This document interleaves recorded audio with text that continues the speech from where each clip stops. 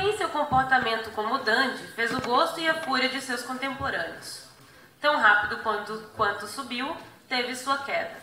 Acusado de homossexualismo, um crime passível de prisão na sociedade inglesa do século XIX, foi condenado e encarcerado por 2 anos. Neste bate-papo, Gerson Verlag e Rodrigo Japp colocam em pauta esses extremos da vida de Oscar Wilde e o modo como isso influenciou a recepção de sua obra. Convido então ao palco os professores Gerson e Rodrigo.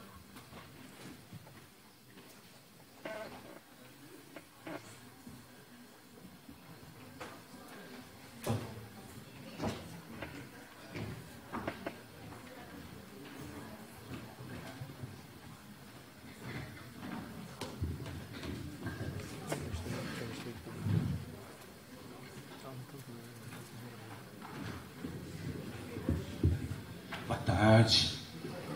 Boa tarde.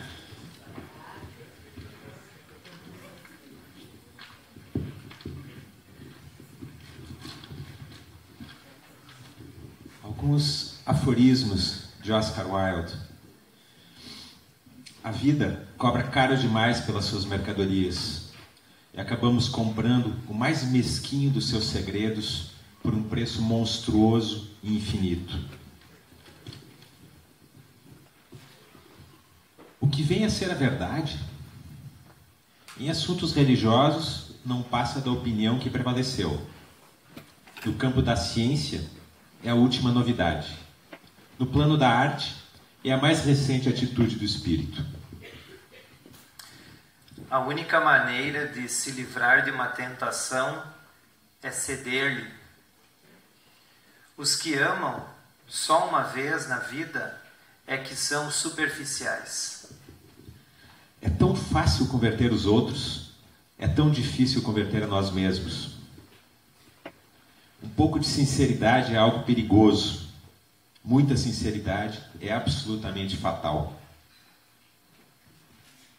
Há 2 maneiras de se odiar a arte: odiando-a ou então amando-a com moderação. Esse é um dos grandes segredos da vida: curar a alma por meio dos sentidos. Não há racionalidade alguma no culto da beleza. É lindo demais para ser racional.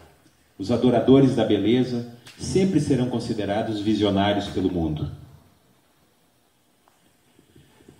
Receio que as pessoas de bem sejam a causa de infinitos males neste mundo.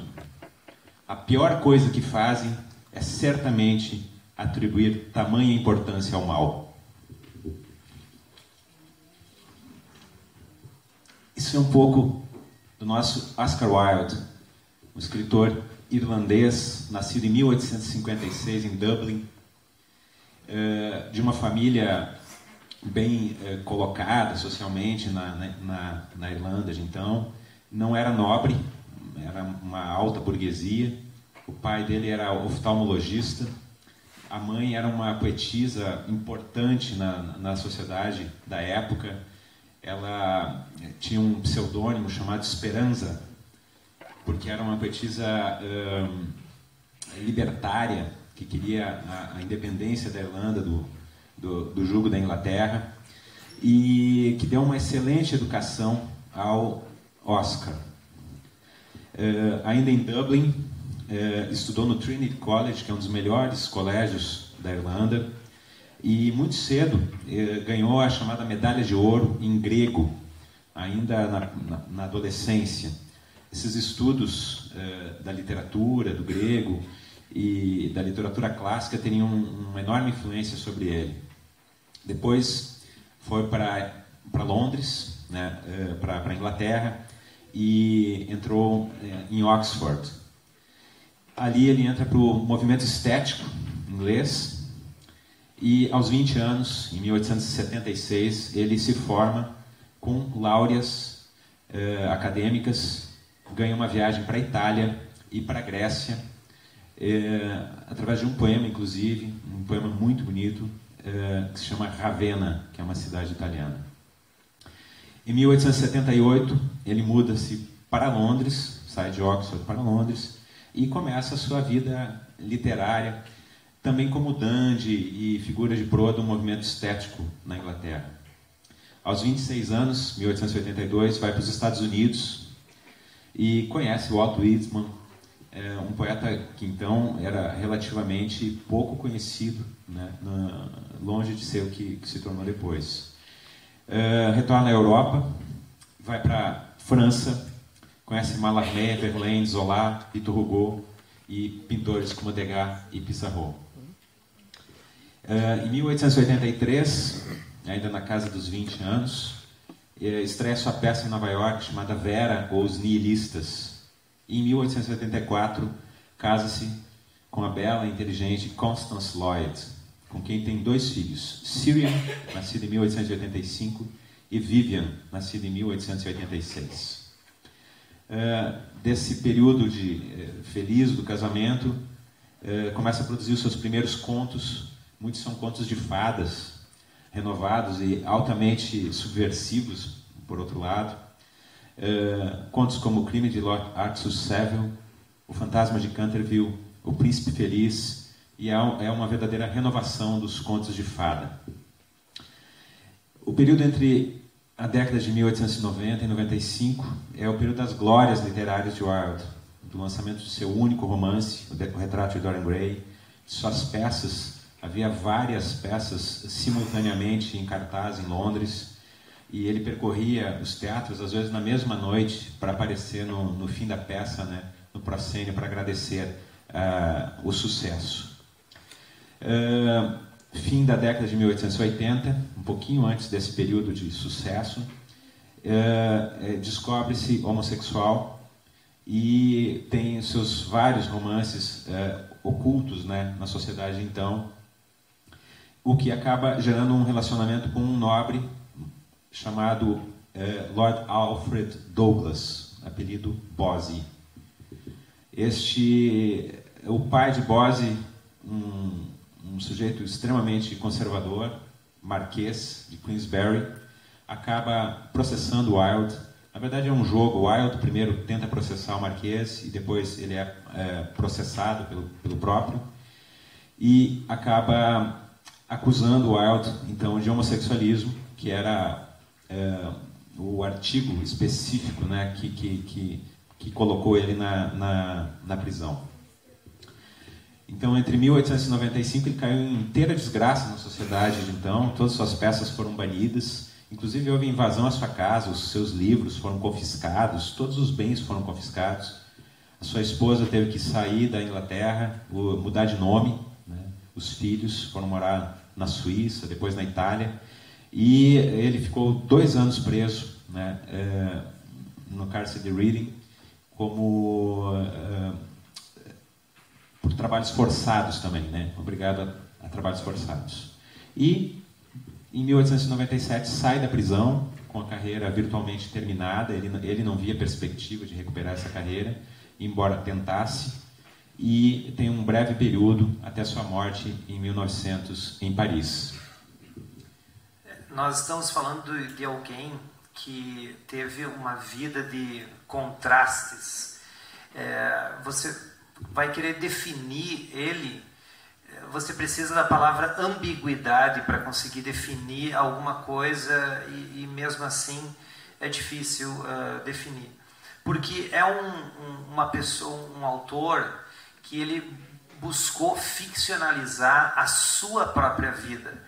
É interessante aqui, vimos antes os escritores de quadrinhos, desenhistas, né, que colocam o seu esforço para ficcionalizar as histórias, né, aqui a visão de mundo, e através da sua imaginação, da sua escrita criativa, gerar peças que têm um impacto cultural, né? E Oscar Wilde também fez isso. No entanto, ele tinha uma atenção em se autoficcionalizar. É interessante que ele se via como argila em suas próprias mãos. Então, esse esforço, essa possibilidade que ele tinha de ficcionalizar as suas obras, então, buscar, através da escrita criativa, intervir numa sociedade vitoriana a qual ele certamente não parecia pertencer. Ele, embora sendo então vitorianos, o século XIX, né, ele se parece muito conosco. Como assim? Conosco no sentido de habitantes do século XXI, talvez num contexto de contradições, de ironia, de ambiguidade. Então ele, nesse sentido, bastante nascendo antes, à frente da sua época, né? Então, com essas características. No entanto, quando nós lemos Oscar Wilde, nós temos que lê-lo como alguém que foi um vitoriano, né? E daí também essa riqueza de sentido, ele vivendo num certo período bastante conservador, né, na Inglaterra, e lutando através da sua ficção, mas sofrendo, como o Gerson falou agora, sofrendo na sua própria pele o encarceramento pelo comportamento dele, e esse comportamento ao qual ele era, como também o Gerson falou, bastante criticado, mas também muitos admiravam um certo comportamento que era diferente do normal vitoriano. Então esse comportamento era algo que ele buscava ter, porque ele se enxergava como alguém que em si poderia ser uma figura simbólica, em si a sua vida também uma ficção, com uma identidade fluida. Esses conceitos que nós pensamos hoje, né, temos o auxílio da teoria, da crítica literária, sobre identidade fluida e tudo, maleável, ele buscava isso no século XIX. E nesse sentido, ele sofria a incompreensão daquela sociedade, né? É incrível a gente pensar. Você começa a ler o Oscar Wilde, além do brilhantismo, né, e desse espírito contraditório, eu diria humorístico, que está presente em toda a obra dele, e que chocava os contemporâneos. Ao mesmo tempo, ele era extremamente sedutor na forma de cercar-se daquela sociedade, de estar dentro dela. Ele era, no período anterior à sua queda, né, ele era muito benquisto naquela sociedade. Era uma figura de proa, da moda, inclusive, né? Mas é incrível, começamos a ler as primeiras obras do Oscar Wilde. Por exemplo, ele tem um ensaio, ele é também um excelente ensaísta. Esse é uma faceta dele que aparece pouco. Ele tem um livro de ensaios chamado Intenções, e um dos primeiros ensaios do livro é um diálogo entre dois personagens, e os personagens se chamam Cyril e Vivian, que é um nome que ele dará a seus filhos, certo? Ora, quem escreve um ensaio, né, e depois, né, ele já está ficcionalizando as possibilidades. Muitos biógrafos apontam que o Wilde, o sentido dele, não só a escrita dele é artística, né, mas a vida é uma obra de arte. Vida e obra se casam perfeitamente. E que não poderia ter outro desfecho na ideia de Oscar Wilde, na mente de Oscar Wilde, que não a tragédia, né? E ele, efetivamente, esse é o fim, né, da vida. Tanto que é muito curioso nós pensarmos no período pós-prisão, porque ele tem chances de retomar a carreira, ele tem convites, ele tem possibilidades, mas parece a ele, em algum sentido, que não vale a pena. O encerramento ideal era aquele. E ele não retoma. Assim como numa obra de ficção, né? Exato. Tem o conflito máximo e depois daquilo um fechamento. Então, não vou estragar o final, né? E ele fica flanando aqueles 3 anos lá até a morte em Paris, né? Inclusive, recentemente, eu estudando aqui um pouco, lendo, né, relendo para o encontro de hoje, houve uma descoberta agora de uma gravação de alguém lendo um poema, uma gravação de 1900 de alguém lendo um poema, um trecho da balada do Carcere Reading, que é o último grande poema de Oscar Wilde, pós-prisão, em Paris, e acham que é o Oscar Wilde. E dá toda uma polêmica, né? E faz sentido. Tem uma defesa ali, porque ele estava lá, há inclusive uma foto, um filme que aparece uma figura muito parecida com Oscar Wilde, e que é possível que alguém tenha, testando aqueles fonógrafos, gravado um trecho de Oscar Wilde. É uma coisa muito interessante, assim, fascinante, se não for por outra coisa, né? Pela curiosidade, né? O Oscar, como eu falei, assim, um tanto difícil de defini-lo, porque vejam só alguns fatos de posicionamentos que ele tinha e que são antagônicos em si, muitas vezes, né? Como foi falado, ele então é irlandês, né? E ele tinha uma paixão bastante notória republicana pela Irlanda. Ao mesmo tempo, na sua estada em Oxford, ele mantinha um contato bastante próximo com a corte inglesa, né? Então isso parece ser um pouco antagônico. Ele de religião em si, ele era protestante, mas tinha um fascínio também pelas questões, pelos posicionamentos católicos ao mesmo tempo. Ele se colocava como socialista, mas ao mesmo tempo elitista. Então, qual é a relação aí? Parece, então, incoerente nesse sentido, e essa dificuldade de enquadrá-lo em alguma coisa. Também ele podia ser considerado um otimista dentro da sua visão e, ao mesmo tempo, cínico naqueles aforismos que nós iniciamos aqui falando. Fica claro que ele encaminha o discurso para um lado para depois dar uma guinada a qual a sociedade, ou pelo menos a cultura mainstream, ela não esperava aquele tipo de coisa. Então, nessas festas, né, como o Dundee, que ele participava da alta sociedade vitoriana, ele chocava muitas vezes as pessoas da festa, a sociedade em si, com essas frases. Por exemplo, essa frase que ele coloca: a única maneira de se livrar de uma tentação é ceder-lhe. Isso é uma subversão daquilo que se tem até mesmo na Bíblia, que se diz que se você quiser se livrar de uma tentação, fuja dela imediatamente, né? Mas ele inverte e diz: se joga nela. Nesse sentido, porque daí ele continua dentro do livro do retrato o retrato de Dorian Gray, né? Foi de onde eu tirei essas citações, e ali então ele mostra essa visão dele justamente nos personagens, principalmente o Dorian Gray. Mas a sociedade espera uma coisa, e aí quando ele chega e diz que a melhor maneira de se livrar de uma tentação é você se jogar. Tem uma certa lógica, mas é a lógica inversa do que a sociedade pensava.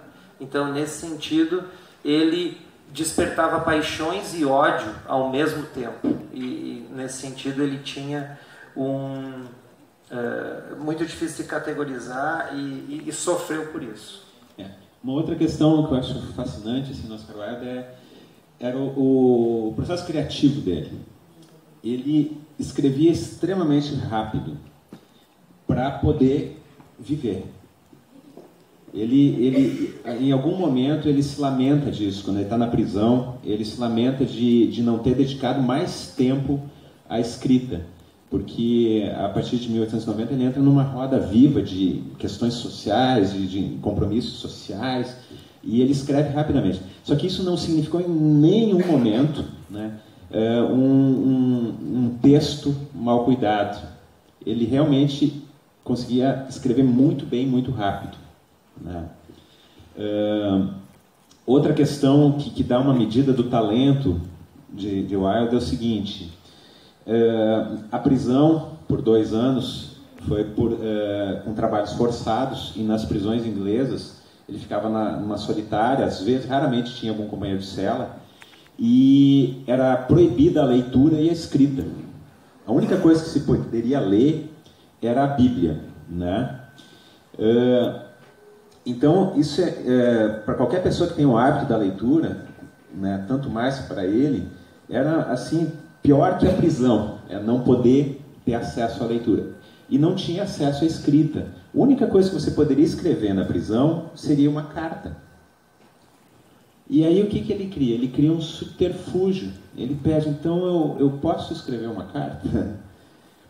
E ele escreve uma carta de quase 80 páginas, né? Que na verdade não é exatamente uma carta, ela é uma obra, é a obra que ele poderia escrever na prisão, uma carta ao amante, né? A Lord Alfred Douglas, a Bose, porque Bose foi efetivamente a pessoa que provocou a derrocada dele, né? Era uma figura extremamente mimada, hedonista, né? E que se aproveitava, inclusive, né, do Wilde, e que acabou jogando ele contra o próprio pai. E essa carta ela foi escrita página a página, porque não era permitido você ficar com as páginas. Você teria que escrever a página, entregar para o diretor da prisão, ele daria uma lida, se tivesse ok, guardava e dava outra página. Como os presos raramente passavam da primeira página, aquilo era uma novidade extrema. Quando ele começou, entregou a primeira página, pediu a segunda, entregou a segunda, ganhou a terceira página em branco, e assim foi indo até quase 80 páginas, né? Mas o que espanta aí? Essa obra, o De Profundis, que é conhecido como De Profundis, ela jamais foi revisada. Ele nunca teve em mãos a possibilidade de revisar. Ela foi escrita, e vejam só como era uma obra, porque era uma carta a Alfred Douglas. Ele pediu ao seu amigo e secretário, o Robert Ross, que levasse para casa, copiasse e depois entregasse para o Alfred Douglas. Ora, por que alguém pediria isso? Porque ele sabia que o Alfred Douglas ia destruir e não haveria cópia, então era uma obra, não valeria a pena perder. Robert Ross faz mais do que isso. Ele copia e entrega a cópia para Alfred Douglas, que a destrói, certo? E essa obra permaneceu inédita durante muito tempo, só vai ser publicada após a morte dele, e ele nunca revisou.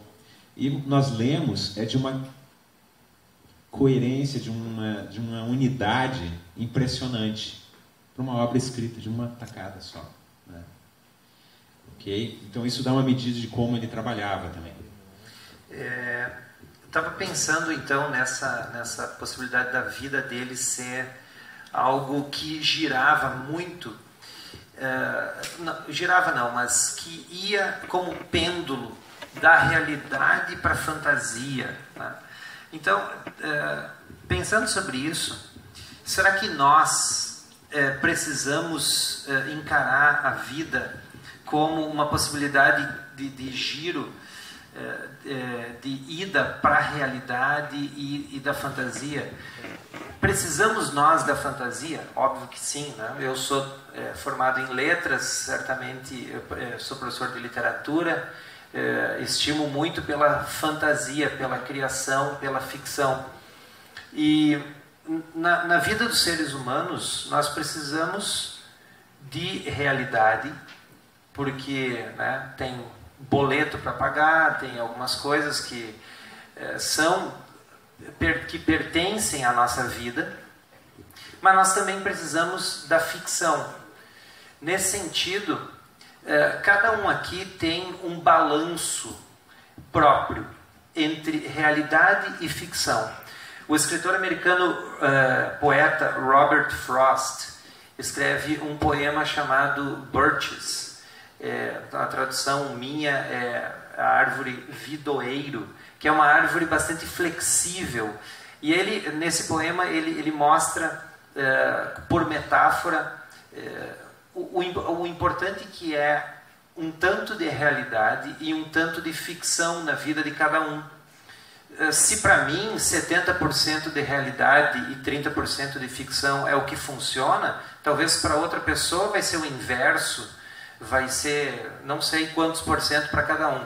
Mas o importante é que nós precisamos de realidade e precisamos também de ficção, para que nós possamos viver. Somos seres criativos, imaginativos, precisamos não só de realidade, mas também a pura ficção é complicado.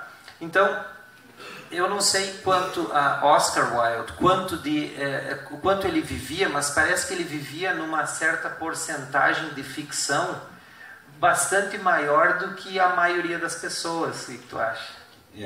Era elevado o grau. E outra coisa, pesquisando esses detalhes que dão pistas a respeito disso, a gente às vezes tem uma ideia equivocada da sociedade inglesa, vitoriana e tal.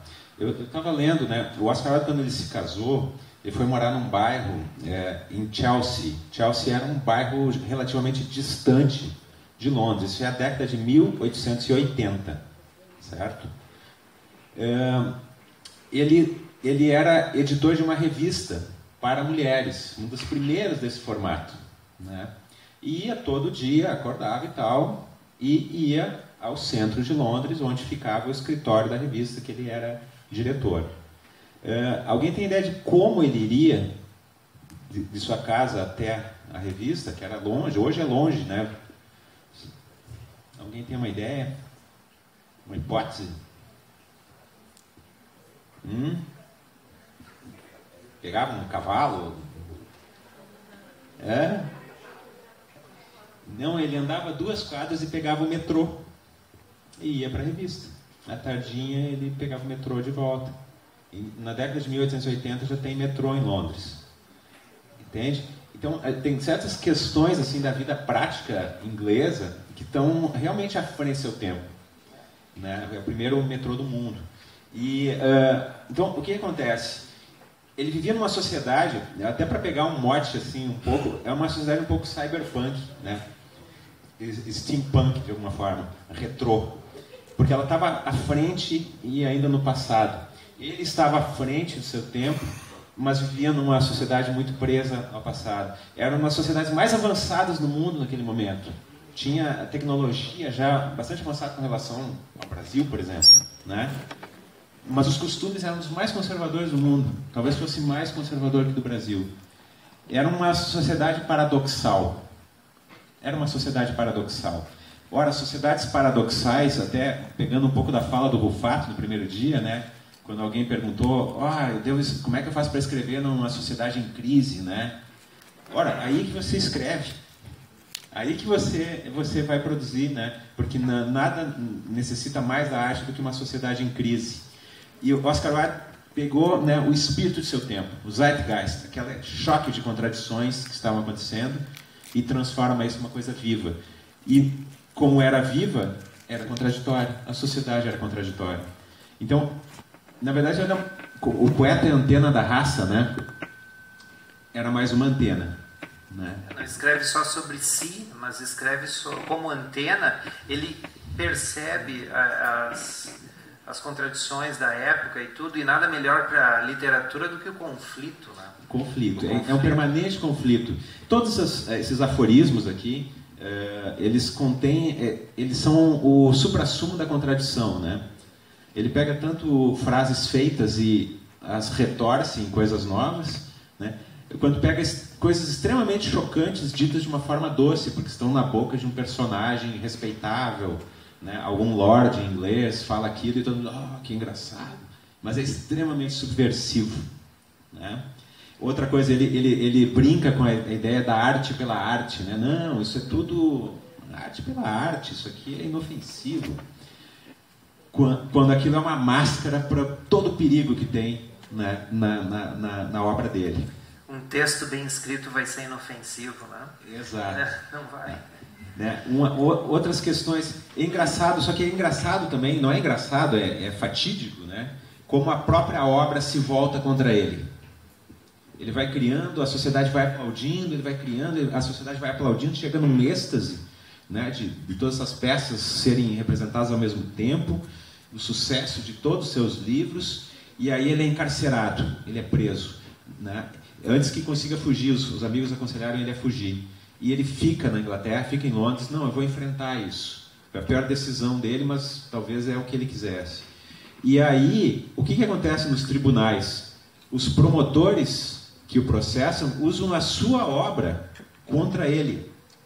Pegam excertos do retrato de Dorian Gray e dizem, ó, vejam aqui, vejam esse cara. É uma coisa maluca, né? Você pegar obras de um escritor e utilizar contra si mesmo num tribunal e encarcerar ele, efetivamente encarcerar ele, né?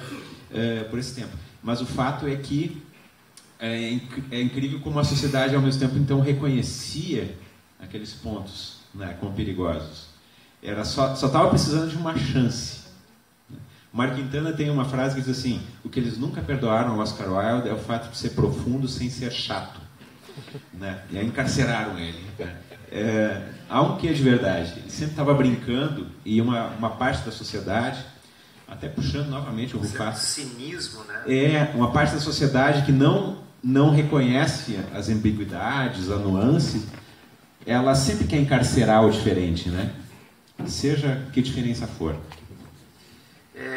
Eu tenho uma fofoca aqui sobre o Oscar Wilde, né?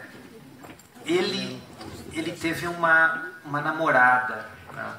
Florence Balcom. Nada assim muito sério, enquanto ele era bem jovem. Então ele gostava dessa moça e ele tinha então planos. Ele muito jovem ainda tinha então planos, talvez casar com ela e tudo.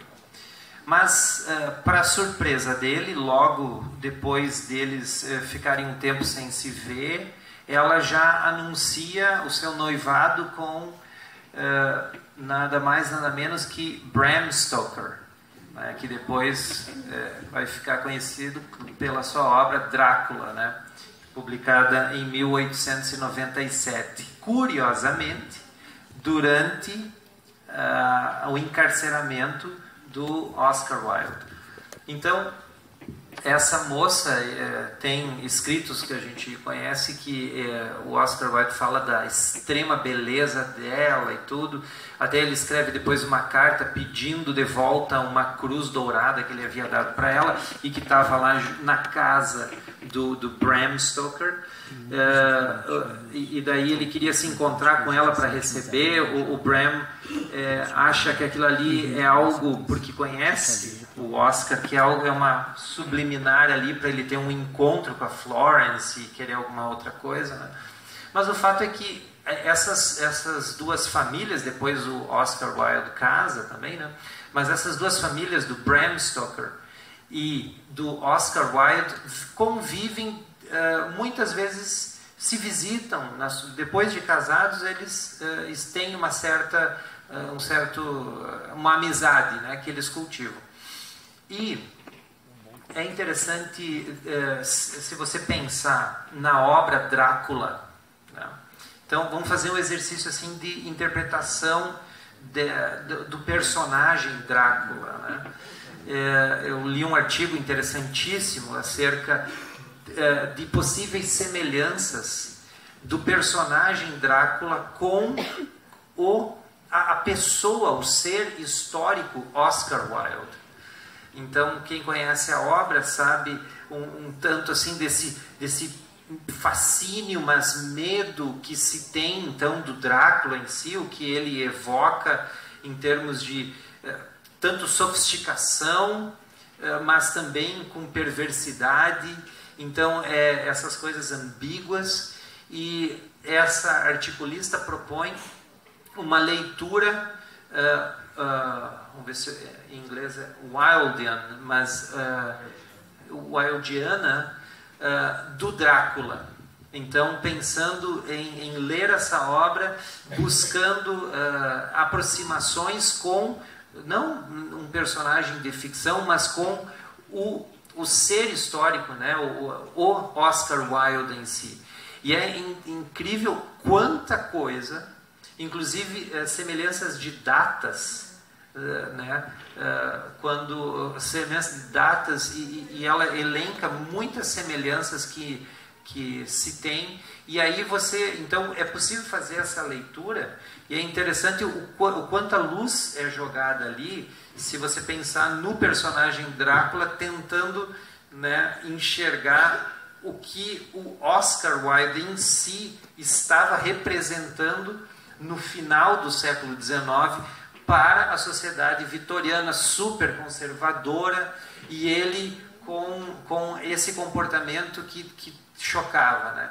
Então se especula ali muitas coisas, inclusive sobre Bram, que tinha muita frustração sexual com a própria Florence, e aí você vê o Drácula super sexualizado, e também essa questão dos dentes do Drácula penetrando. Então tem muitas possibilidades de enxergar na vida do Oscar e seus relacionamentos com homens também, essa semelhança com o personagem. Então o Bram estaria escrevendo assim também para expurgar muito sentimento e uma certa desconfiança que ele tinha acerca do Oscar com a sua esposa, mas também, como tu falaste, como antena, tentando enxergar como uma grande parte da sociedade mais conservadora enxergava no Oscar assim como uma ameaça que pudesse, assim como Drácula, morder outros e contaminar outros. Então precisamos encarcerá-lo porque ele vai contaminar. Efetivamente contaminou. Eu não sei quantos andamos de horário. Então vamos, acho que precisamos abrir para perguntas, né? Tá abertas. Quem dá mais?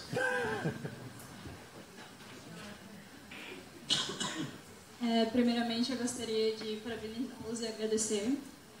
E eu queria falar que o Oscar Wilde é um dos meus escritores favoritos. E o Retrato de Dorian Gray é um dos livros mais importantes na minha formação como leitora, porque foi um dos primeiros livros que eu li em inglês. Meu pai me deu, quando eu tinha uns 13, 14 anos, aquela versão graded, né, que chama, que é para quem está aprendendo inglês. E logo depois eu fui atrás da original, mas em português. E depois, com meus 20 anos, eu comprei a original em inglês. E a forma que ele escreve é muito bonita, né? Ele tinha um jeito muito refinado para escrever, é completamente apaixonante. Quando você lê em inglês, você parece até que você começa a pensar de uma forma mais bonita. E tem um trecho que eu acho muito curioso, que o Lord Henry fala que... Peraí que eu até anotei. E para que algo seja popular é preciso que seja medíocre. E na minha tradução, erroneamente, estava falando que tudo que é popular é errado. E eu gostaria que vocês me dissessem o que vocês entendem sobre essa afirmação. Ambíguo, né? Como é que é de novo? Lê para nós. Para que algo seja popular é preciso que seja medíocre. Popular, medíocre. Bom, ele, como sendo um grande estudioso e circulava pela alta sociedade, já tinha lido a alta literatura e tudo, ele buscava fazer nesses aforismos de dizer alguma coisa de outra forma, né? Então, apesar de que o popular aí, né? Popular, a nossa primeira ideia de popular hoje seria algo não considerado alta literatura, né? Algo menos criativo, talvez, mas nessa afirmação, popular é ressignificado, pelo que eu estou vendo. Porque como ele tinha essa postura de crítica à alta sociedade vitoriana, o que era popular lá? Era um certo tipo de literatura para essa camada mais abastada. Então, o popular que ele fala aí é algo que, na época, era popular apenas para a alta cultura, né?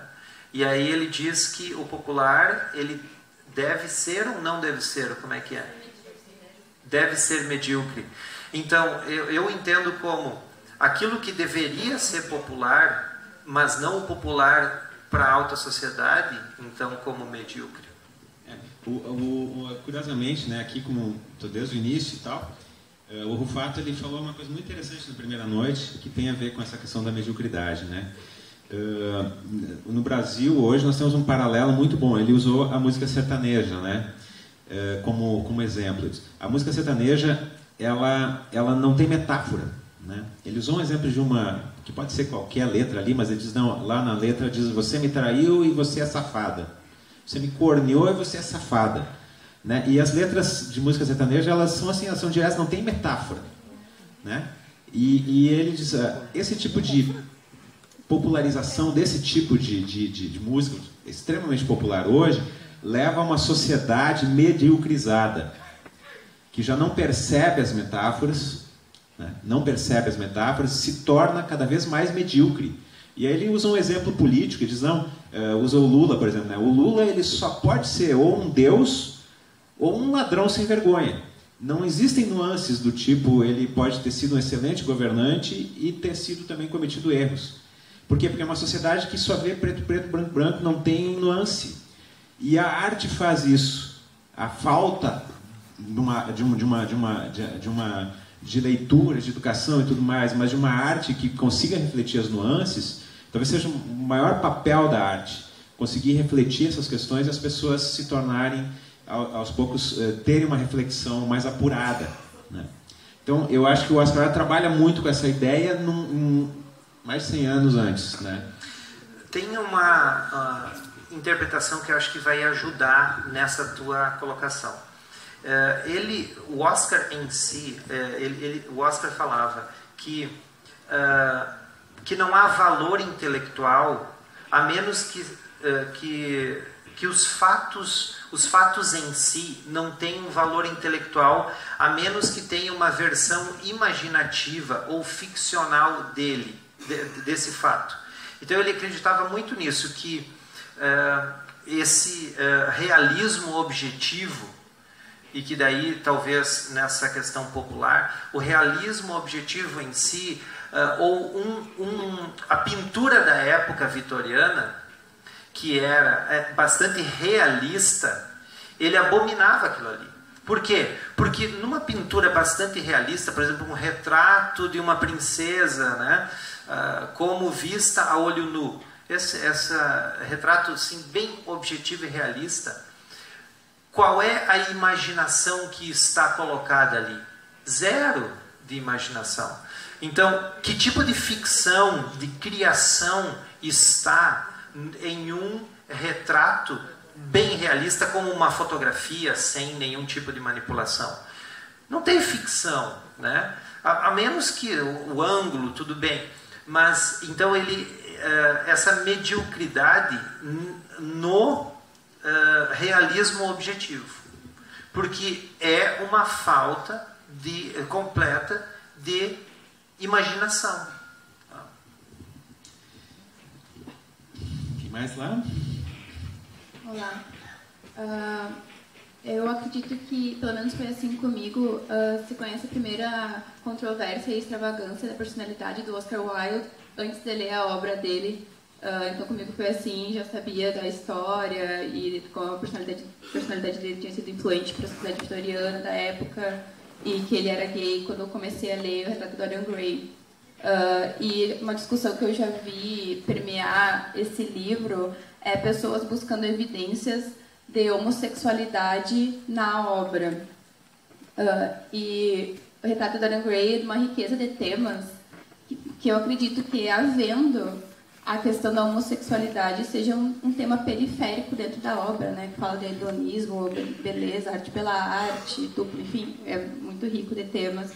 E eu me pergunto se essa questão de tentar procurar essas evidências de homossexualidade não é uma coisa posterior, principalmente para leitores atuais, não seria uma análise forçada de buscar, não de encontrar espontaneamente aquilo. Eu queria saber a opinião de vocês sobre isso. Posso falar? Bem, eu não sei quanto ao Rodrigo, mas eu li o Retrato de Dorian Gray muito cedo, assim, eu tinha, acho que 14, 15 anos. E amei o livro, achei maravilhoso, né? Eu achei extremamente acessível, né? Não tive dificuldade nenhuma em ler. E a beleza, né? E nunca me passou pela cabeça, naquele momento, que tivesse qualquer coisa a ver com homossexualismo. Tá? Anos depois, né, os estudos de gênero e tal, tem um viés que sempre estão buscando isso. Tá? Efetivamente, se você buscar, certo? Ok? Mas eu concordo que é periférico. Tá? Eu concordo que é periférico. Mais que isso, depois eu levantei a opinião do próprio Oscar Wilde a respeito disso. Tá? Existe uma edição da Penguin.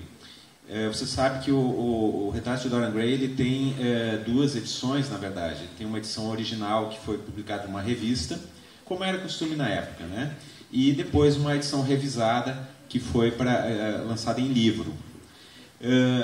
Talvez pressentindo o faro já de alguma coisa poder se voltar contra ele, a edição que foi lançada em revista, ela é bem mais carregada sexualmente, com alusões homossexuais, do que a edição definitiva.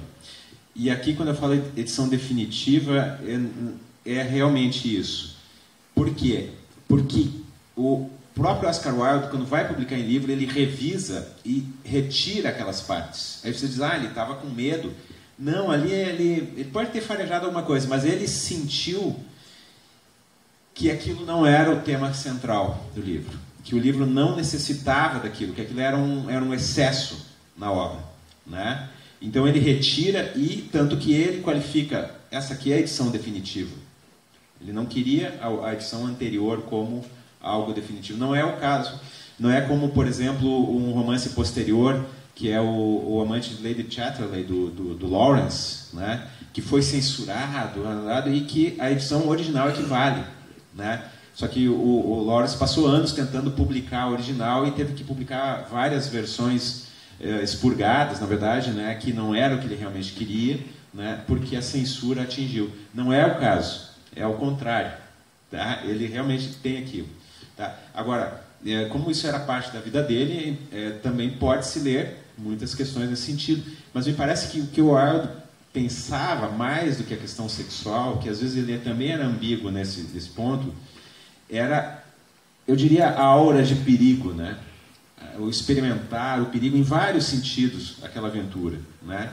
E como ele mesmo disse no tribunal, quando acusam ele que Dorian Gray é um romance imoral, ele diz, mas como o Dorian Gray pode ser um romance imoral se o personagem principal morre no final pelos seus pecados? É a coisa mais cristã que existe, né? Ele coloca a sociedade em face de si mesma, né? Joga um espelho para a sociedade.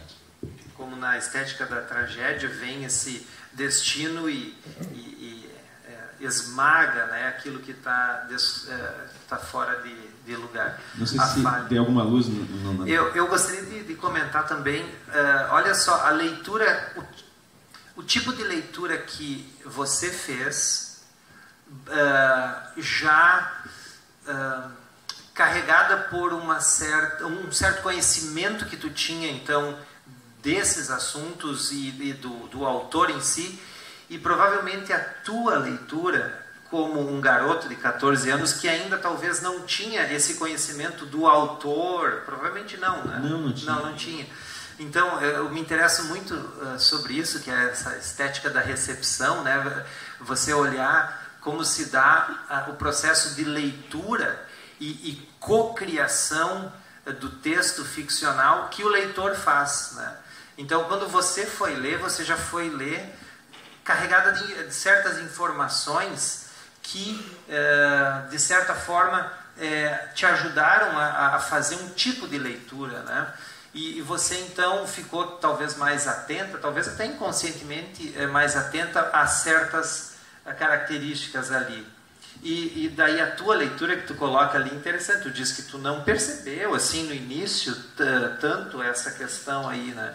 Então, tu também não percebeu essa questão homoerótica nele? Não. Tu encarou mais como a questão da amizade entre...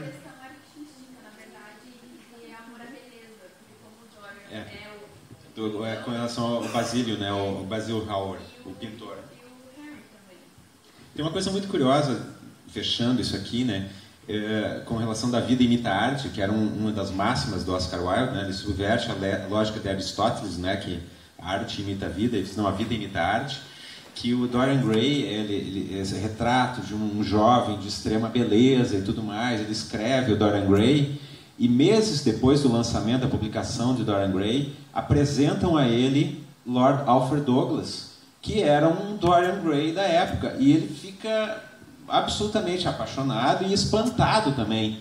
E ele não percebe só, a única coisa que ele não percebe é que, como o livro tinha aquele viés que levava à tragédia, aquele Dorian Gray também ia levá-lo à tragédia, porque o Basil, o pintor, que é a encarnação de Wilde, de certa forma, no Dorian Gray, ele é assassinado, ele morre por causa do Dorian.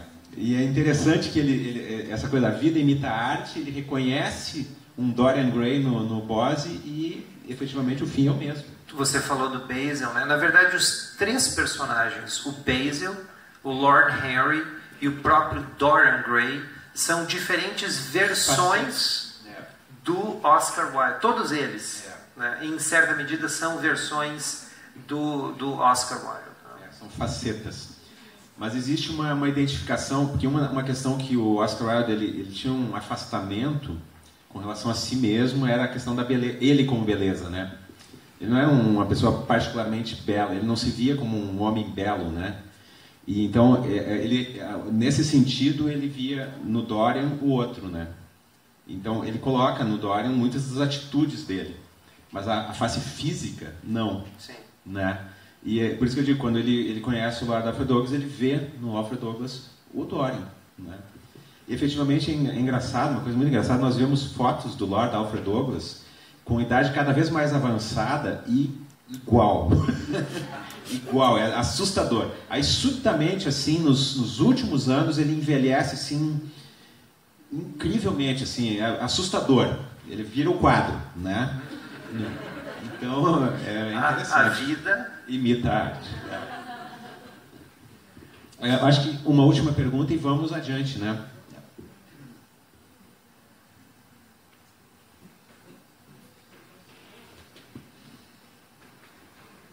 Existe um romance erótico publicado no Brasil com o título de Outro Lado da Moeda, que é considerado um texto apócrifo de Oscar. Qual a possibilidade, segundo vocês, assim, dele realmente ter escrito? Zero. Eu conheço esse texto, não tem nada de Oscar Wilde ali. Isso aí é um boato. A literatura erótica, naquela época, na verdade, bem antes já vinha uma literatura erótica que era publicada, né, às vezes por baixo dos panos, que tinha um público razoável, porque era uma sociedade muito hipócrita, né? Muito parecida com a nossa, assim.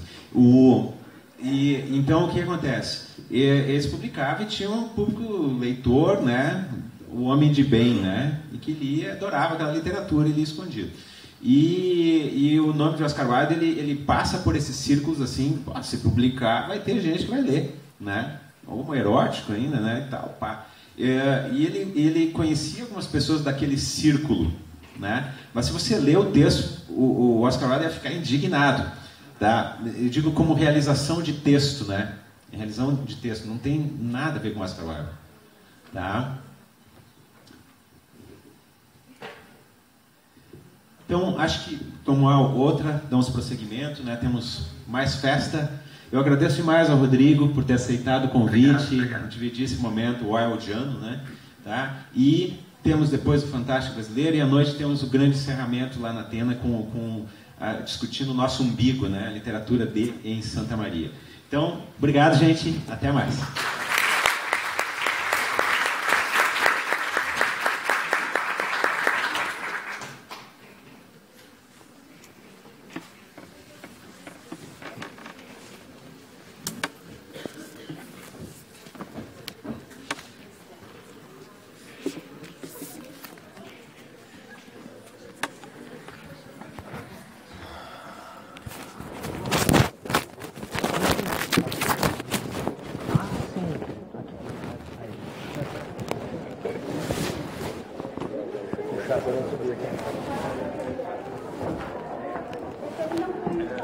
trazer mais luz. Pode colocar mais a outra mesinha. Tá? Cara, eu acho que não. Não? Tá atrasada.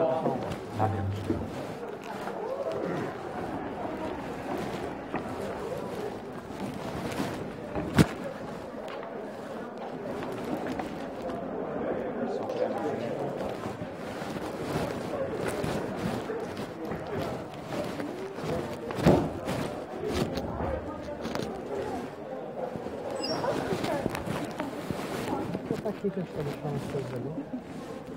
Cara, eu tô com calor, mas eu tô com frio. Então eu não sei que se eu tirar, eu vou tirar no palco, mas eu vou levar lá pra blusa. Leva porque é bom ter. Eu vim com camisa justamente porque eu imaginei que o ar ia me destruir.